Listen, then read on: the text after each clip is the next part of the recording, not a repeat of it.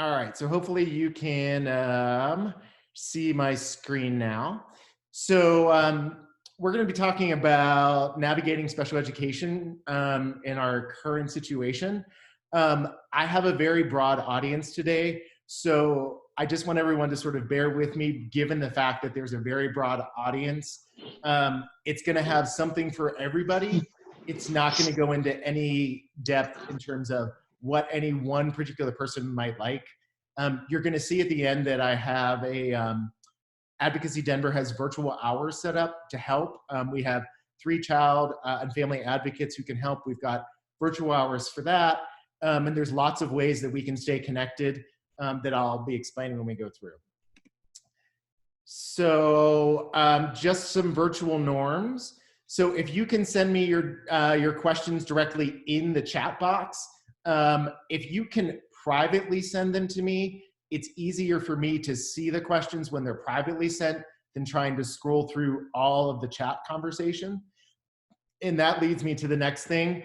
I have been on a bunch of these, and to the extent you can chat at a minimum, I think it just helps everyone for distractions. And if you're wanting to know how to chat, you go down privately, that is, you go down to your chat feature, and then where it says to, you would select me, which is Stephen Fusco, and then you can chat with me privately. I'm gonna ask people to make space, take space. So that means I'm gonna try my best to answer your questions. Probably not gonna be able to answer specific questions. So if you've got a question and it's really important for the group benefit, great. If it can wait till maybe a conversation that we might have offline, that would be fabulous too. And then the final thing is silence, which is keeping yourself on mute.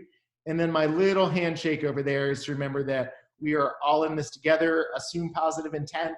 I probably don't use all of the language the best I can. And so just know I'm doing my best to navigate a large group of 192 people this morning. So I will do my absolute best to try and do what I can. So just a little bit about me. I am an educational advocate, and I'm also a pro bono attorney. So after practicing law for about 12 years, I left and went and worked in a psychiatric hospital for kids with severe emotional and behavioral disabilities. I taught middle and high school math. After about 4 or 5 years of that, I went and ran a special education department in a large elementary school in Fulton County, Georgia. And then I moved out here to Denver, Colorado, where I was with a large metropolitan school district as their deputy general counsel. I am now working at Advocacy Denver, like I said, as an educational advocate and the Center for Special Education Law. And I'm also finishing my PhD at the University of Denver with a focus on educational leadership and policy studies. My 2 areas of interest are special education law and then also issues of compassion fatigue and burnout among special education teachers. So the agenda for today is sort of centered around putting on your own mask first. And I'm going to come back to this a lot today. We are in a very stressful time, and it is difficult for all of us to manage our own emotions, our own emotional regulation, and also then be a parent who's teaching in a classroom, in addition to being a mom or a dad, in addition to being an employee, in addition to maybe being a caregiver for an individual with disabilities. And so my message to you today is make sure that you are taking care of yourself. Having been in a teacher, in a classroom setting with a lot of emotional dysregulation, I can tell you that individuals can smell fear quickly, and they will capitalize when they see that fear. And so to the extent you can keep your level of emotional regulation in check, that is going to help individuals as well that you are working with. So I'm going to talk about the current landscape, just a little bit about federal, state, and local, where we are in terms of special education. I'm going to talk about virtual learning and navigating the new normal. So what that means for some of you, and what that's going to mean for you being a virtual teacher. I'm going to give you some practical advice, and then I'm going to talk through some resources. So that's sort of the game plan for today. Several people have asked, this is being recorded. It will be put up on our website after this. So don't feel like if you miss anything, it's not available. It is going to be made available after this seminar so that you can download it and then you can reach out. So as I mentioned, the first thing I want everyone to do is sort of pause, breathe, and connect. We are all in this together. I can tell you that it's moving faster than I'm able to keep up with it. And I have found for myself that in those moments where I am not grounded and able to think clearly, I'm not able to be an effective advocate. I'm not able to be an effective lawyer. I'm not able to be an effective partner, a son, those sorts of things, employee. And so this presentation is modeled on something that you could actually use if you are going totally virtual in your classrooms, if you are working with your kids, and this is your first opportunity. You know, brain breaks, pausing, breathing, actually connecting is a huge tool that's going to serve individuals well. So if you can do that today and in the future, this presentation is going to model that for you well. So as I mentioned, the first thing is that putting on your own mask first. And this is really for no matter who you are. If you're a service provider, if you work in a school district, if you're a parent, these are things that I think are important. As many of you know, when you fly, they always say, you know, put your own mask on and then assist others. And that's what we're looking to do today. And so the first thing is self-care. And I'll bring this up a couple times today. There is an important part of taking me time. I know I am somebody that always thinks that it's in my best interest to be helping people and to be as helpful as I can. All of us who are either working, can you guys hear me okay? Someone said I'm breaking up a little. If you could just private chat me and let me know if you can hear me okay, that would be great. Great. And so taking that me time is really important for yourself. The second thing is ask for help. None of us are superheroes. And so the important thing to remember is that you have got to ask for help when you need it. And there are a lot of resources for you out there. I'm going to talk about who to reach out to at the district. You can reach out to our organization. You can reach out to other organizations as well. And I'm going to try and give you those resources. There are a ton of people right now who want to hear you and want to help you in this particular situation. Third thing, recognize your feelings. I am not good at this. I think it's important for me to put on a good face, for me to let everybody know I have this under control and to be there for others. But it's important for you to recognize your own feelings. And that could mean if you're a parent with a child at home, you are trying to navigate your own employment, if you are trying to navigate issues related to being a mom and providing online lessons, as well as dealing with a child that might be dysregulated, it's important to tell somebody how you're feeling, because that's the only way you are going to be able to get the help you need so that you can be effective for other people. Prioritize. This goes for not only when you are providing lessons online, when you're working with students with disabilities, but also for yourself.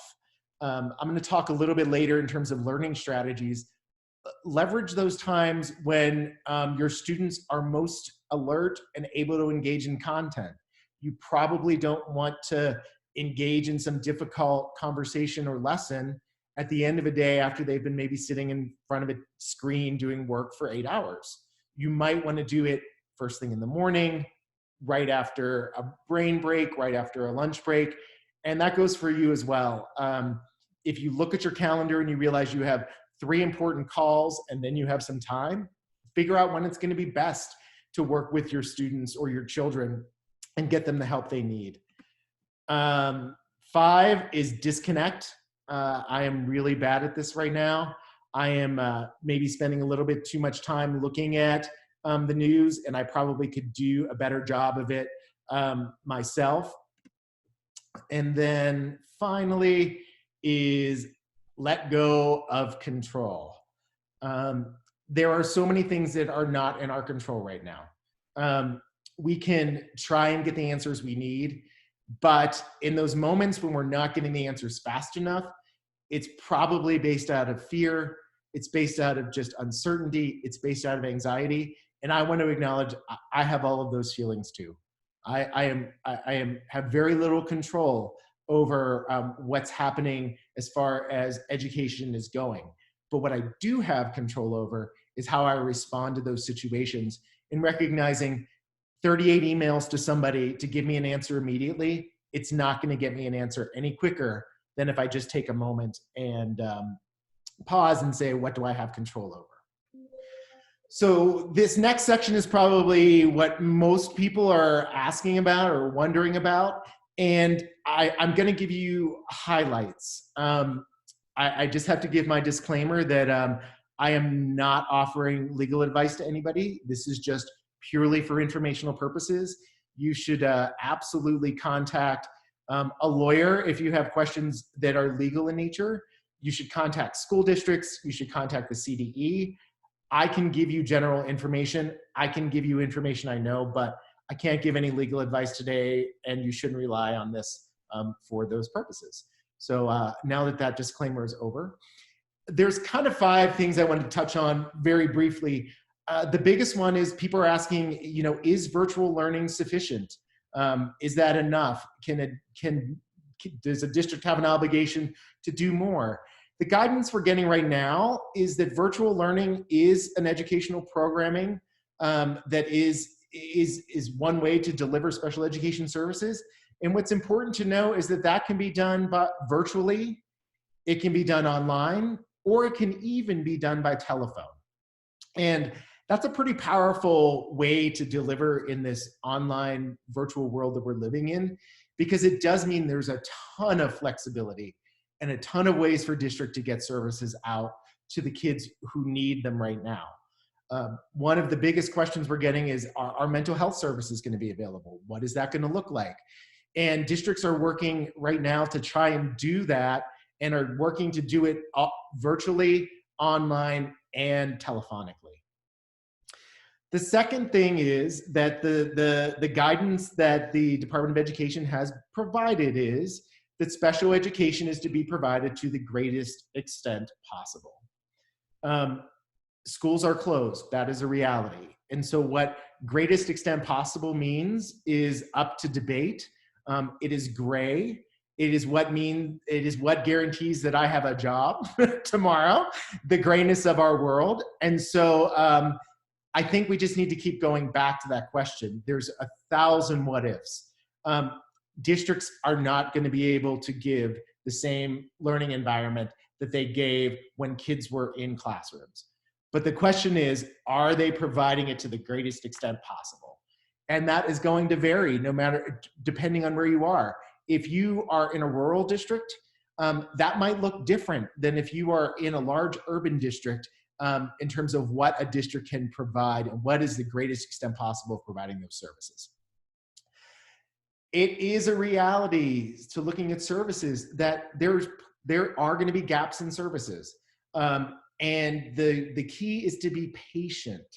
I always get questions about compensatory services, and absolutely positively the guidance that the Department of Education provided and Colorado provided is that if compensatory services are needed, then IEP teams are going to have to look at them, or 504 teams are going to have to look at them. But what's important to recognize is that the question is, was there a need that was not met? So just because the minutes don't look the same on your IEP, or just because the delivery has changed, it doesn't mean compensatory services may be owed. It might mean that the district was able to fulfill their obligations based on the services that they were able to provide. It is all going to be dependent upon IEP teams to make that decision. Nobody knows currently what that looks like. It should come as no surprise in the state of Colorado, at least, and I believe it's true everywhere at this point that I know of. The Department of Education has waived the state testing requirements. So there won't be in the state of Colorado CMAS testing this year. And then finally, student privacy. This was a little more for schools that might still have kids in them. I'm not up to date on all the schools and all the areas, but if you do have students who are in schools and there is an emergency need to know for information, there may be some leniency, and you can see the standard related to student privacy. Now, as it relates to DPS, I first want to say I really do appreciate Denver Public Schools' willingness to collaborate with us and to be a thought partner with us. We were just on a meeting with them yesterday, and they are sharing information with us as fast as they are getting it. In turn, we are trying to share it as fast as we can. So the first priority for Denver Public Schools is that there are 3 remote learning options that are going to be rolled out for the district. At the end of my presentation, you will see that I provide a link for those 3, but I'm just going to give you high level of what those 3 options are. And the most important thing I want people to remember is it is not a parent choice which option is available. The individual building leaders, in consultation with the district, are making a decision as to what remote learning model they're going to choose. Now, if you have a child with special needs and they have chosen one of those remote learning options, we still have to have a conversation about how do we meet each individual's needs within that remote learning environment.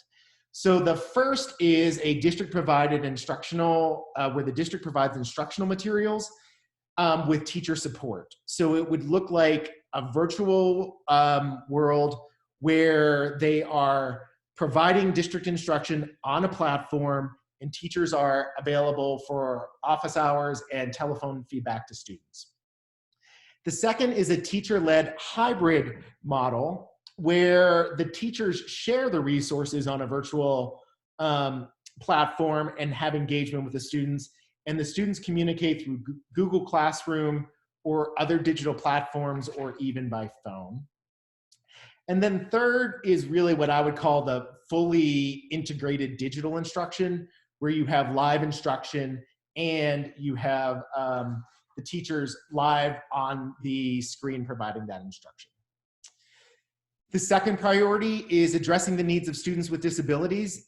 It does mean that the district is working on developing a plan right now.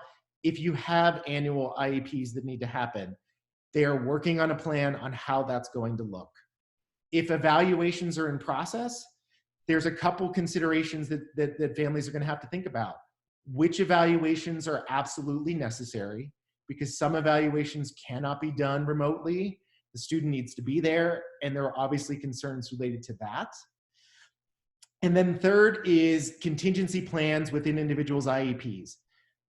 The most important thing I want you to know related to this priority, if you are a parent of a child with special needs, is the district is going to be in communication with you regarding those needs and how they're going to be met. We don't have a plan yet. The district isn't sure how that's going to look yet, but know that changes to IEPs, changes to delivery of services, those things, the district is committed to having parent involvement in that process. So we were on a call with them yesterday, and they made sure that they pointed out to us that's still in development. You'll see a little note at the bottom.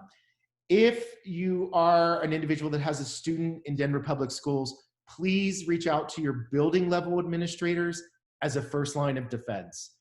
The district has 4 or 5 senior managers, a director of special education. They are handling all of the work right now.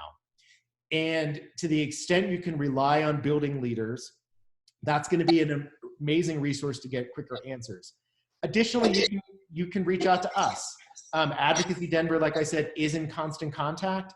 We're intending to continue webinars to have conversations with families, to have conversations with teachers and providers and individuals who have questions, and to get you the answers in a timely manner.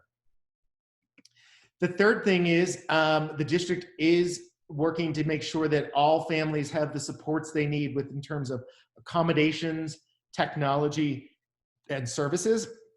And you will see a link at the end of the presentation as well that's going to talk about what those resources are, and there's a link to the DPS website for that. And then finally is partnerships. So the district is working with organizations such as ourselves to make sure that individuals get the answers and have resources at their disposal. So I'm going to take a pause, give you guys a chance to take a breath, and I'm going to go back and try and see where we are. So I've got a question. My son transitioned from a virtual learning environment because it was not working with him. With our current situation, he needs one-on-one support from his school. How can Advocacy Denver help us receive one-to-one support from DPS? So I think the best thing that I want to reiterate here is that it's a constantly evolving process in terms of one-on-one support and what this new learning environment looks like. So when it comes to rolling out special education services and the individual needs of the student, I'm going to get to this in the next chunk, but what I want to make sure everyone knows is make sure you are letting your building leaders know you're struggling. If you have a student who had a one-on-one, your child had a one-on-one service, and you're like, he is not learning, he's not able to engage, he's not getting any of the material, your first line of defense is literally contacting your building leaders and working with them. You can also contact us. The bottom line is it's going to be a constant communication with the district and with all parties to say, this kiddo had a one-on-one, he is struggling, here is where he is struggling, this is what his day looks like, what can we do to make sure that his or her individual needs are met in this particular environment. Because we have gone to a virtual learning environment in all districts, not just DPS, the important thing to realize is those supports and services are being rolled out across a district to provide that online support. And again, please reach out to us directly if you have other questions. The next question is, do you have advice for parents about how to document the special education services their student is receiving and to evaluate whether that has not met needs? How do parents contribute effectively to the discussion of possible compensatory services? This is a phenomenal question.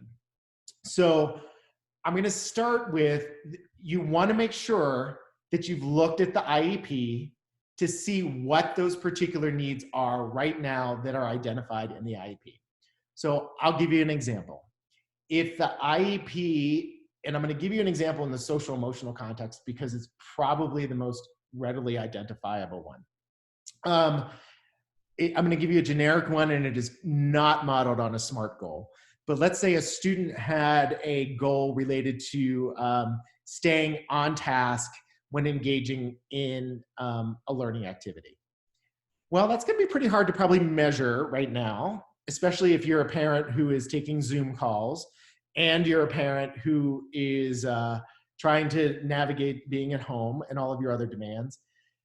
But I would say start a tracking sheet, and even a crude rudimentary tracking sheet where you maybe check in on your kiddo every 20 or 30 minutes when they're engaged in learning activity and seeing, are they on task? And just keep a log of that. At the end, you're going to see I share a resource with you, which is called Teachers Pay Teachers. And a lot of people thought I was talking about compensation for teachers, which I know there's some teachers that would probably applaud that conversation and discourse. But it's actually a wonderful website that provides ready-made lessons. It provides ready-made tracking sheets to address a host of goals and objectives, and it goes all the way from pre-K all the way up through high school. You can sort it by subject matter, you can sort it by grade level, you can sort it even by English language learners and other things like that.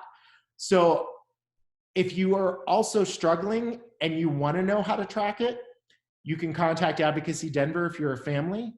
You can also contact your building leaders, your teachers. Teachers are doing this already. And if you send an email to a teacher and said, I want to keep track of this, the teachers have as many resources as we could possibly offer. But I think the bottom line that I want to make sure everyone knows is that if you have a specific need and you're struggling, just ask for help, and we are here. Like I said, we have virtual hours. Reach out to your building leaders, reach out to your teachers.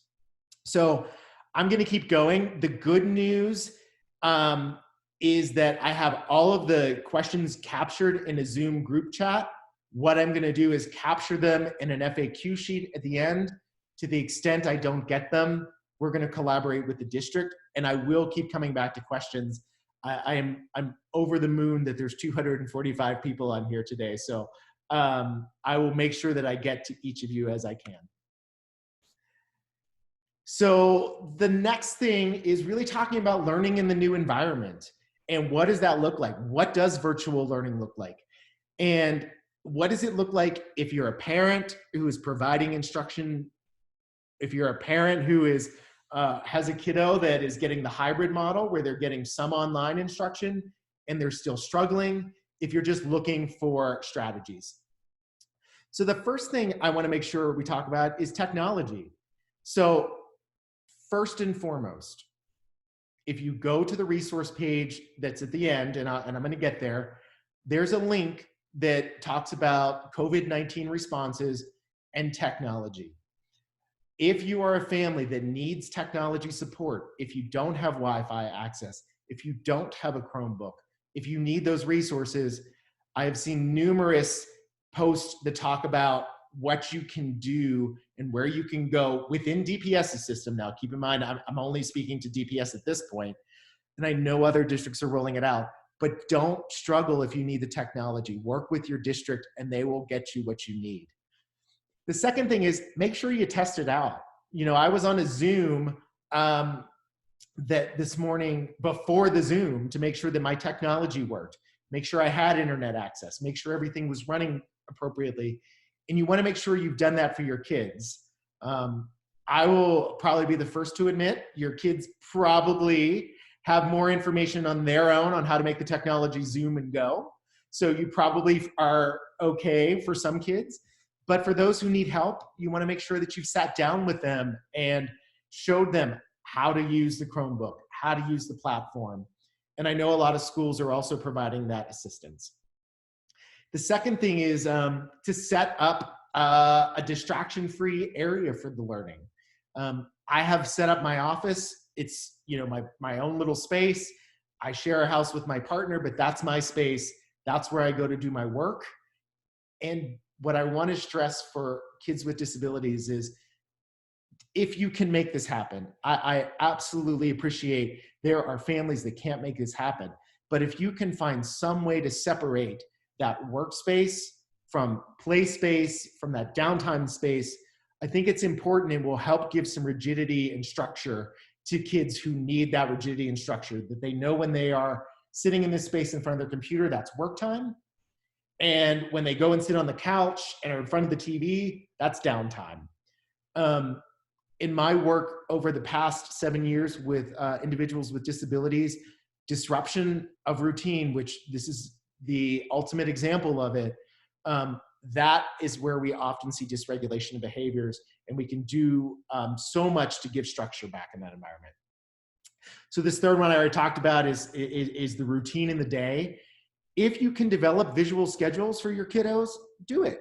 I need a visual schedule myself. I have everything I need to do for a day. And for our kids with disabilities, I can absolutely tell you that there are benefits to having that schedule up. Pick your battles. This is a life lesson. This is probably not just a learning lesson. kids are not going to get all the material the same way they did with the teacher. I could tell you as a teacher, I was some days lucky. I went in with the best lesson plan I had. I sat down in front of my kids, I taught, and I thought, this is amazing. And they got nothing out of it. Pick your battles and decide what's the most important thing for you to accomplish that day, because we're not superheroes right now. We can't accomplish everything. If you're having a power struggle on a particular lesson, but your child wants to work on some other lesson, let them do that. Give them some flexibility. But power struggles are where those absolute disruptions in emotional regulation happen. Again, if you're struggling, you're like, look, Stephen, you don't have a child at home. You're not dealing with that. I absolutely understand that. What I can tell you is I can put you in touch with resources that can help you. I can help you through the resources I used as a teacher in the classroom to deal with emotional dysregulation. This one is just learning is multifaceted. So it's not just sitting and getting. So if you can take your kiddo, if you have that luxury to take them outside, if it's a science lesson and can integrate it some way that way, you know, I highly recommend things like that.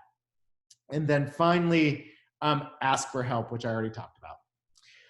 This next slide I've included the YouTube link. It's a really amazing presentation put together by the Council for Exceptional Children. It talks about teaching in this current environment.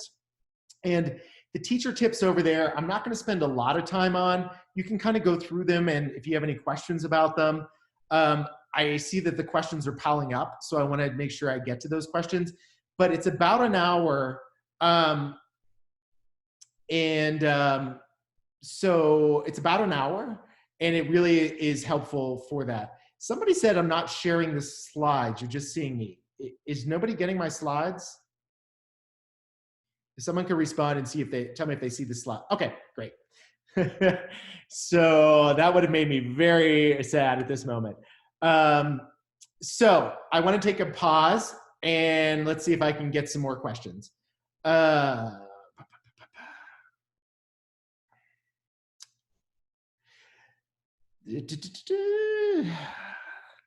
see, pairs are an important part of it. Somebody asked, has integration of paraprofessionals been considered with virtual learning? If so, what is that going to look like? So I can tell you that in my conversation with Denver Public School Systems yesterday, they are absolutely utilizing paras in terms of student success. What that's going to look like in every building is going to be slightly different, but there is absolutely the district's commitment to be using those paraprofessionals to help in this virtual environment. But what that looks like at each building might be a little bit different. So the important thing is to recognize that, yes, the district is taking that into account. So I have a question. Given the stress that families and homes are under right now, is it appropriate to measure on-task behaviors of students? Stress and trauma significantly impacts attention. I am absolutely going to tell you right now that anything I say in this presentation, I am just throwing out off-the-cuff hypotheticals. There are probably 1,000 scenarios that might not be appropriate to be measuring. It's probably going to be true that IEP goals related to behaviors are based on a school setting. And are they going to translate into a home? Probably not in this particular environment, given a number of host of issues. My only suggestion is, is to look at each individual circumstance and understand that that's going to vary by person. I have a question. If it is safe and the family agrees, can we do initials and reevaluations in the summer? Because students need to be assessed in person. Our team has numerous initials and reevaluations right now. Our caseloads are already high, and I'm trying to imagine adding this in the fall. So I'm gonna give a caveat. If you are a district employee, I am going to absolutely ask you to reach out to your appropriate supervisors. Here's what I can tell you for a fact. Right now, there have been no changes in terms of timelines on those evaluation periods that I am aware of. There's some guidance regarding due process and some other things, but I personally haven't seen guidance. And if someone has, please chime in the chat if you've seen guidance that says that timelines regarding evaluations and annuals are no longer going to apply. I haven't seen those. If I was an advocate sitting in a meeting and we had areas of need, I would try and do things as look at the body of evidence that we have.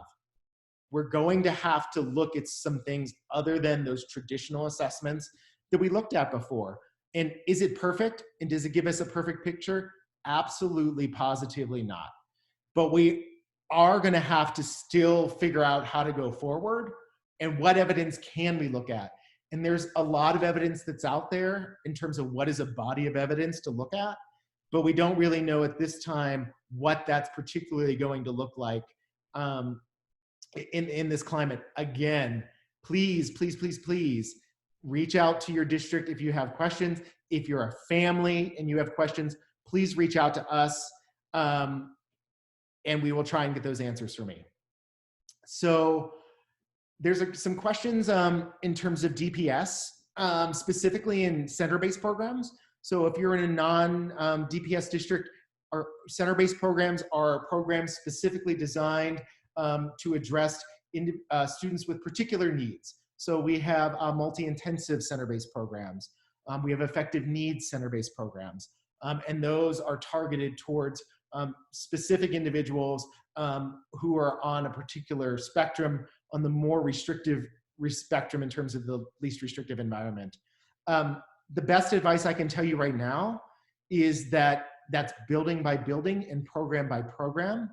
The district is working to roll out what that programming will look like within each building, as well as what that programming is going to look like for a particular student with special needs.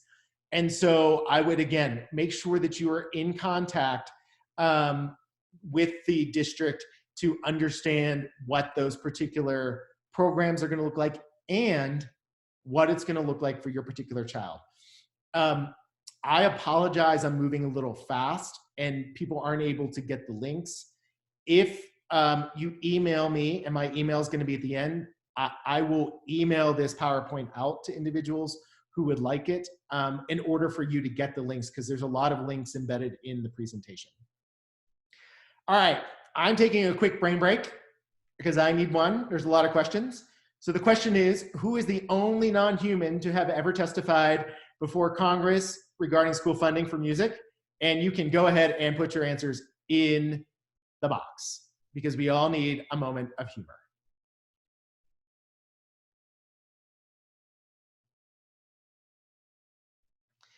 So I am gonna tell you the overwhelming answers are Kermit the Frog and Elmo. And you will be happy to know that Elmo appeared before the Education Appropriations Subcommittee in 2002 to urge more spending on musical instruments for school programs. I hope that I look that dapper if I ever get to appear there as well. And my message to you with this slide is to remember that it's okay for us to laugh in this time. And if you are somebody that's delivering content, it can be humorous. You can interject these moments, and they are what are going to make the difference for our kids with special needs who are very scared right now. And quite frankly, everybody is scared. So I just want to make sure that you take the time. It took me 2 minutes to find something funny like this. It gives us a moment of reflection to recognize that this is absolutely positively uncharted territory, and we need to have those moments of pause.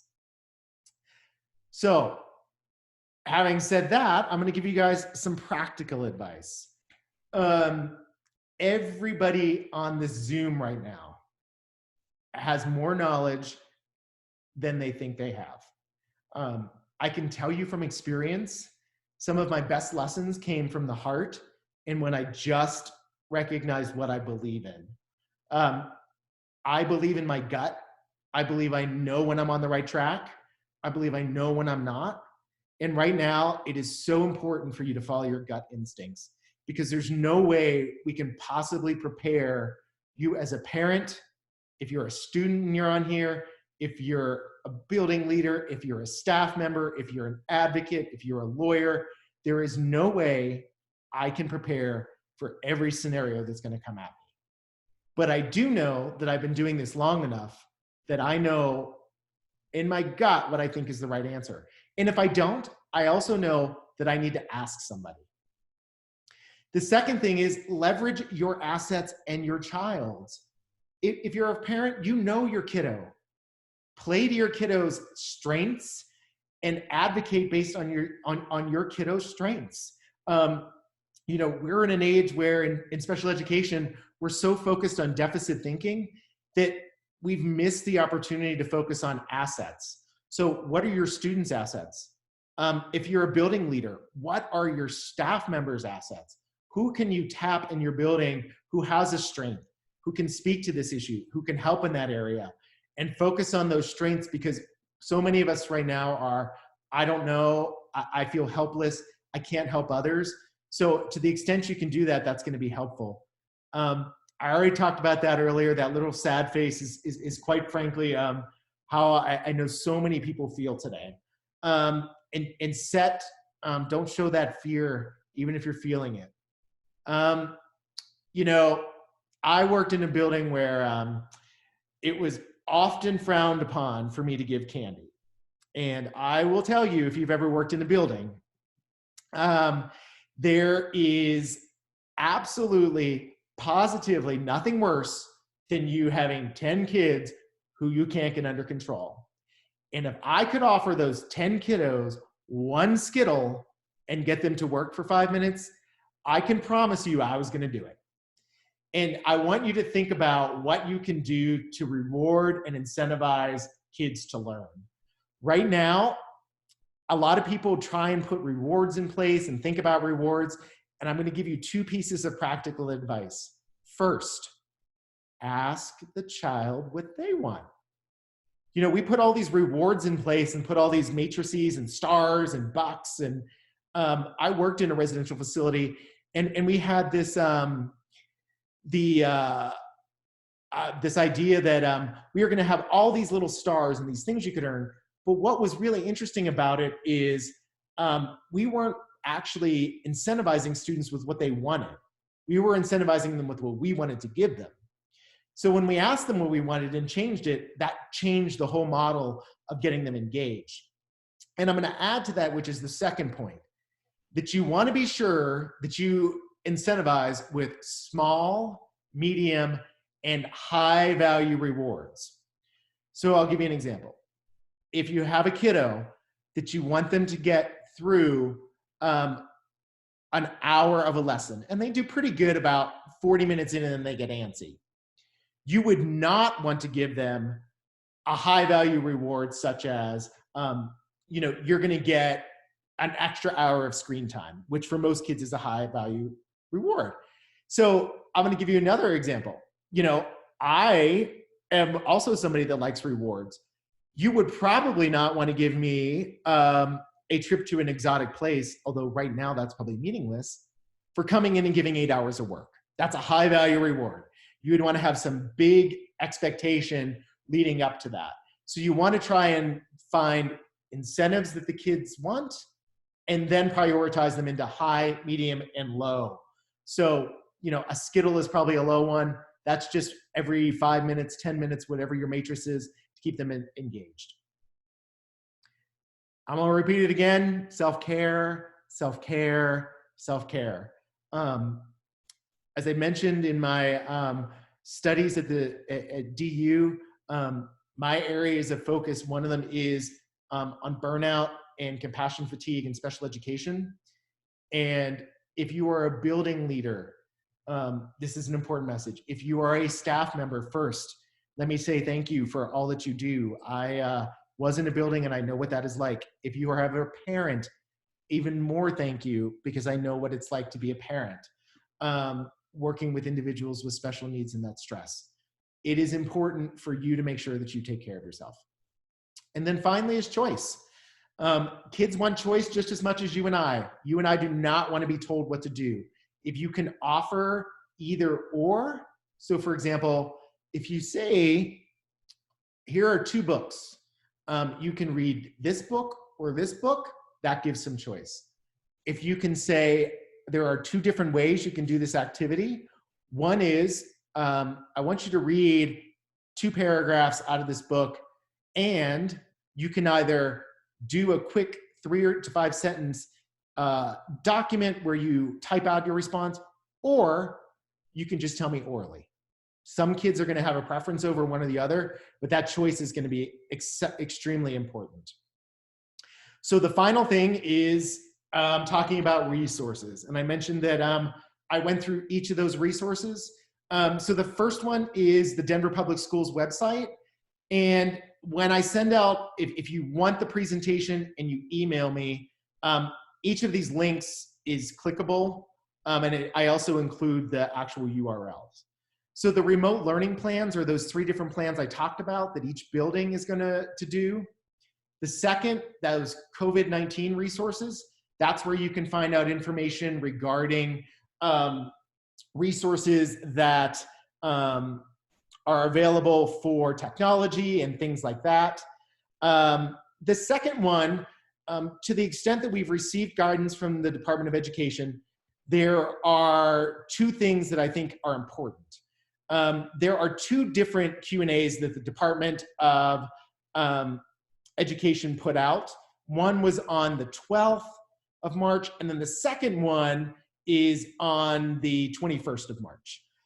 So there was some confusion after the initial DOE guidance came out. That 321 clarifies some of that, and you should take a look at those.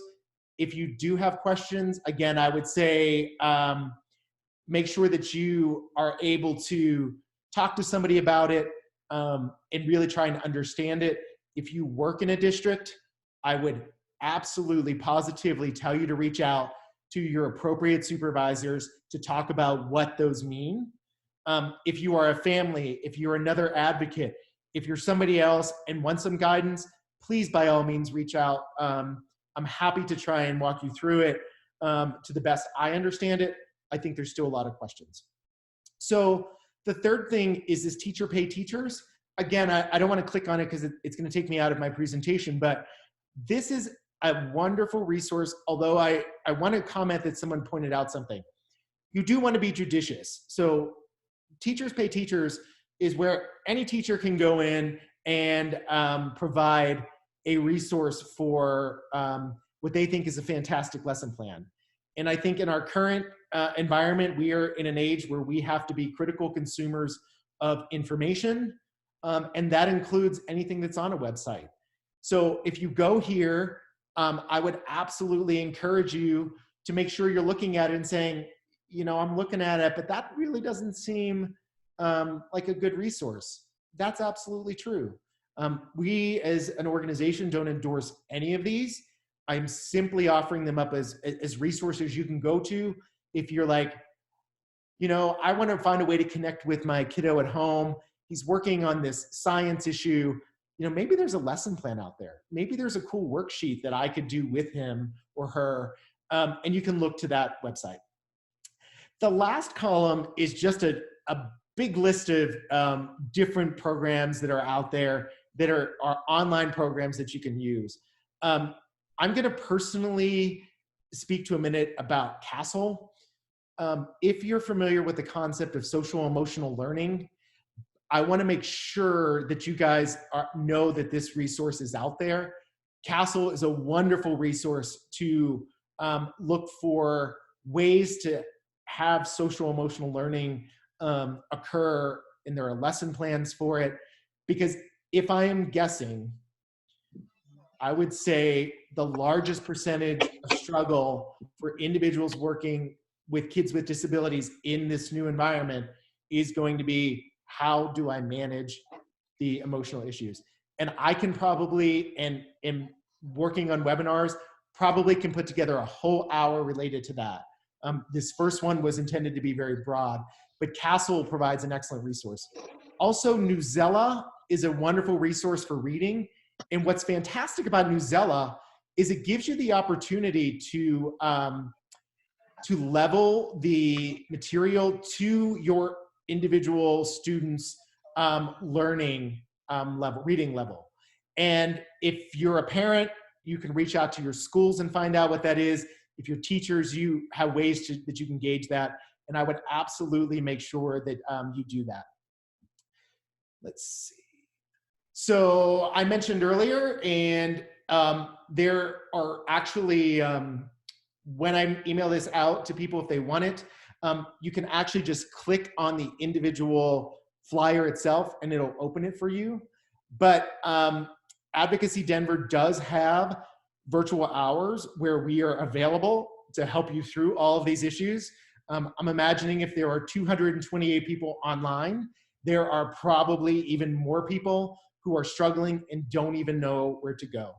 I do want to say that because we are an organization and our primary community is Denver, our first priority is to Denver and to families in Denver public school systems.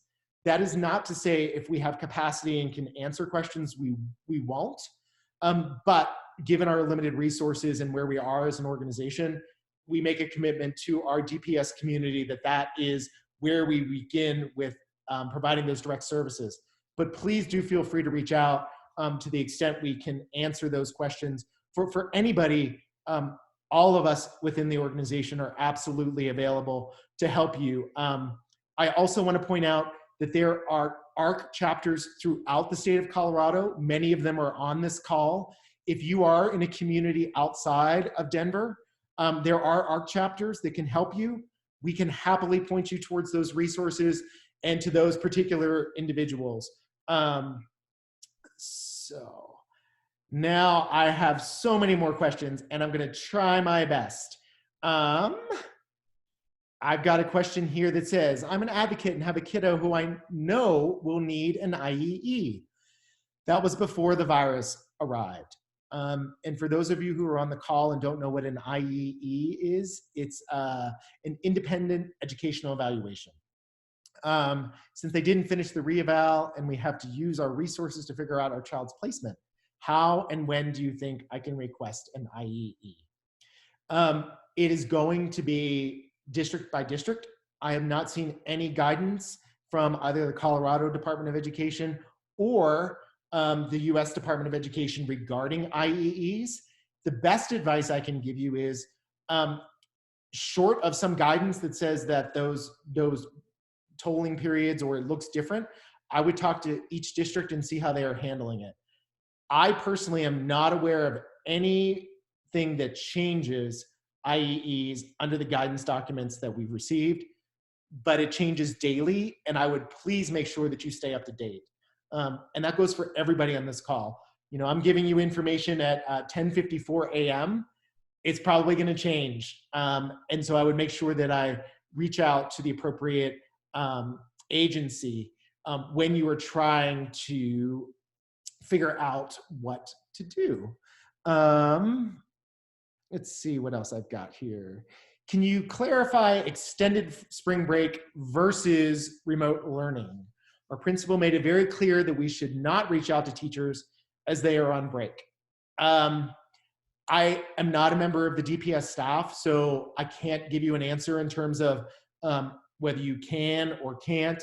I would say if the building leaders have asked individuals to wait until the extended spring break is over, which I believe is April 6th, and I think students go back to April 7th. If you still have a specific concern in your family, please do reach out to us.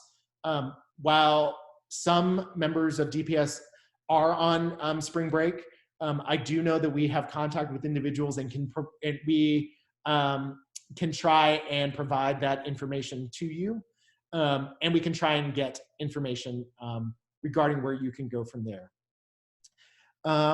Somebody asked, are you an appropriate resource for adults in the IDD community and for the day enrichment programs that adults attend? Absolutely. While I am on the child and family advocacy team, we do have adult advocates in our office who have also set up virtual hours.